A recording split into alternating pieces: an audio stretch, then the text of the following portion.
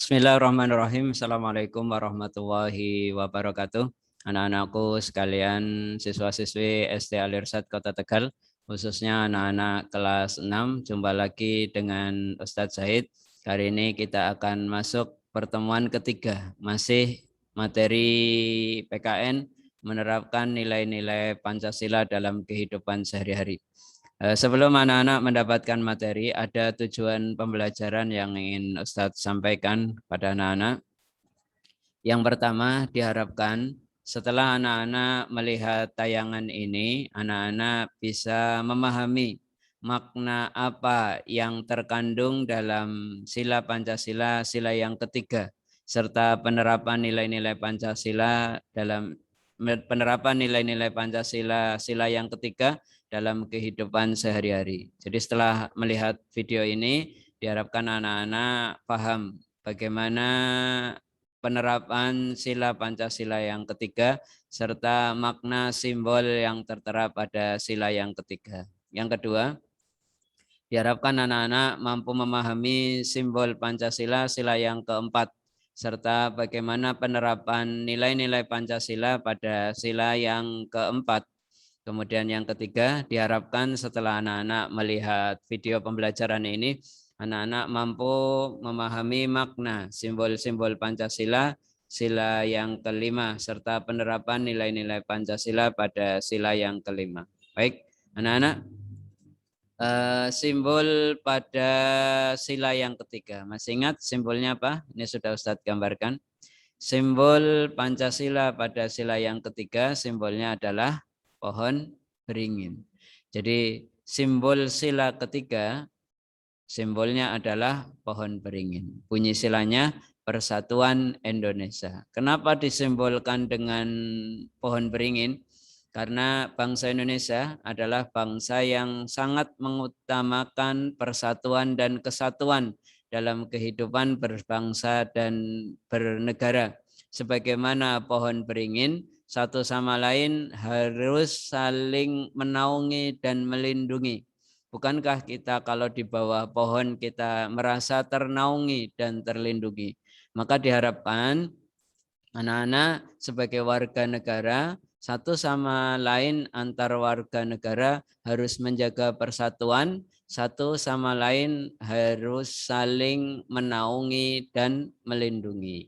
Maka contoh penerapan sila ketiga dalam kehidupan sehari-hari, yang pertama, warga negara harus mampu menempatkan persatuan dan kesatuan serta kepentingan dan keselamatan bangsa di atas kepentingan pribadi atau golongan. Jadi masing-masing warga negara harus mampu menempatkan persatuan dan kesatuan serta kepentingan bangsa di atas kepentingan pribadi atau golongan. Karena kepentingan bangsa itu pasti akan mencakup kepentingan banyak orang. Makanya sebagai warga negara harus menempatkan kepentingan bangsa dan negara di atas kepentingan pribadi atau golongan. Yang kedua, masing-masing warga negara harus cinta tanah air dan bangsa. Sebagai warga negara, tentu kewajiban kita adalah mencintai tanah air kita. Di mana bumi kita pijak, di situ langit kita junjung. Di mana kita tinggal, maka di situ kita harus menjadi sesuatu yang bermanfaat. Kita tinggal di Indonesia, maka kita harus menjadi warga negara yang bermanfaat untuk bangsa Indonesia. Kemudian yang ketiga, sebagai warga negara harus bangga sebagai bangsa Indonesia. Ini contoh penerapan Pancasila sila ketiga dalam kehidupan sehari-hari. Anak-anak nanti bisa dipelajari lebih jauh di modul. Ini contoh-contoh Ustadz sampaikan 3 contoh penerapan sila ketiga dalam kehidupan sehari-hari. Berikutnya sila keempat. Simbol sila keempat, tahu ini?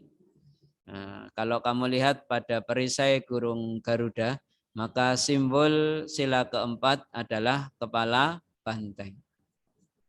Nah, simbolnya adalah kepala banteng. Bunyinya kerakyatan yang dipimpin oleh hikmah, kebijaksanaan dalam permusyawaratan dan perwakilan. Maknanya adalah bangsa Indonesia di dalam mengambil keputusan, di dalam mengambil sebuah kebijakan mengutamakan permusyawaratan, mengutamakan musyawarah dalam mengambil sebuah keputusan. Kalaulah nanti musyawarah tidak mencapai kata mufakat, baru menggunakan voting, baru menggunakan pemungutan suara. Kemudian contoh penerapan sila yang keempat. Yang pertama, sebagai warga negara, kita tidak memaksakan kehendak kita kepada orang lain. Jadi kalau kita menjadi warga negara, kita tidak boleh memaksakan kehendak kita, kita tidak boleh memaksakan kehendak kita kepada orang lain. Orang lain kita paksa sesuai dengan kehendak kita, tidak diperkenankan dalam kehidupan bernegara karena bertentangan dengan Pancasila, sila yang keempat. Kemudian yang kedua, sebagai warga negara Indonesia, maka kita harus mengutamakan musyawarah dalam mengambil keputusan untuk kepentingan bersama. Jadi yang diutamakan dalam mengambil keputusan di dalam kehidupan berbangsa dan bernegara adalah musyawarah. Tidak sebagaimana negara-negara yang lain. Keputusan di tangan raja, keputusan di tangan pemimpin. Ini tidak berlaku di Indonesia. Di Indonesia kita sudah sepakat negara ini dibangun ketika mengambil keputusan, maka bangunlah dengan cara mengutamakan musyawarah. Sekali lagi, kalau musyawarah Ustadz tidak bisa tercapai, bagaimana?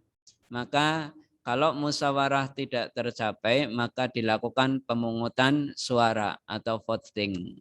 Ini ya.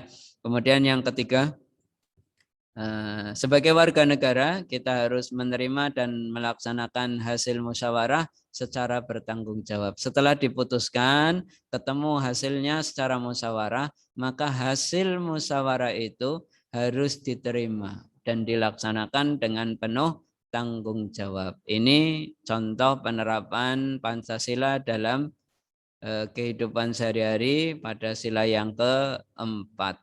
Berikutnya. Sekarang bagaimana simbol dan penerapan Pancasila kelima? Simbol sila yang kelima kalau kita lihat pada perisai yang ada pada burung Garuda, maka simbol sila yang kelima adalah padi dan kapas. Jadi simbol sila yang kelima padi dan kapas. Simbolnya padi dan kapas, bunyi silanya keadilan sosial bagi seluruh rakyat Indonesia. Karena padi dan kapas ini menunjukkan sandang, pangan, dan papan, menunjukkan kesejahteraan. Makanya bunyinya keadilan sosial bagi seluruh rakyat Indonesia. Maknanya kita bangsa Indonesia harus sejahtera. Biar sejahtera harus dibangun atas asas keadilan sosial. Maka inilah yang menjadi tekad bangsa ini dan dimasukkan ke dalam sila yang kelima. Lalu bagaimana penerapan dalam kehidupan sehari-hari? Contoh penerapan dalam kehidupan sehari-hari yang pertama, menjaga keseimbangan antara hak dan kewajiban.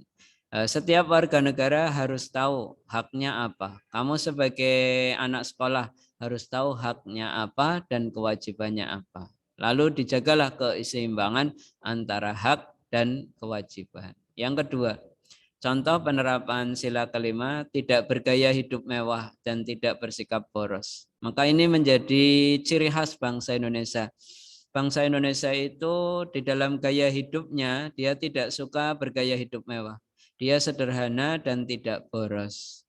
Yang ketiga, bangsa Indonesia atau warga negara harus suka bekerja keras. Kemudian yang keempat, harus mampu menghargai hasil kerja keras orang lain. Inilah contoh-contoh penerapan sila yang kelima. Yang kalau dari sila 1 sampai sila yang kelima kita amalkan, maka insya Allah akan tercipta kerukunan dalam kehidupan berbangsa dan bernegara. Demikian anak-anak materi PKN pada kesempatan hari ini. Mudah-mudahan apa yang Ustadz sampaikan bisa anak-anak pahami dan bisa bermanfaat Untuk sementara itu dulu, nanti akan kita lanjutkan pada pertemuan berikutnya. Ustaz akhiri. Assalamualaikum warahmatullahi wabarakatuh.